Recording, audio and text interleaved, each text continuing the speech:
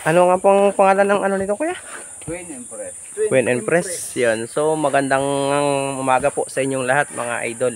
So nandito ulit tayo sa Queen Empress. So kung kanina galing tayo dun sa Glowland Resort. So ngayon dito naman tayo sa Queen Empress. Yan. Actually itong resort na ito mga idol, ginagamit na to. Talagang pinaliliguan na siya. Ayan. Kung makikita nyo may tubig na. At ongoing pa rin yung kanilang trabaho dito mga idol. Ayan, nakikita nyo naman tuloy-tuloy pa rin yung kanilang pagtatrabaho. Yan yung mga masisipag na gumagawa dito sa Queen Empress Resort. So itong ginagawa nila mga idol, ano din to, paliguan. Yan, swimming pool din to para sa mga kids, mga bata.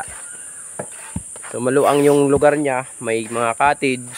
At syempre, dun sa mga dipayong lang ang gusto, meron din.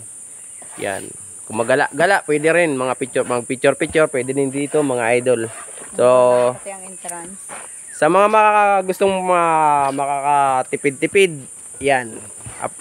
Available tong Queen Empress. Yan. Pero talagang relaxing kayo dito, mga idol.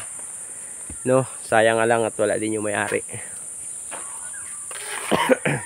Dito ay hindi namin So,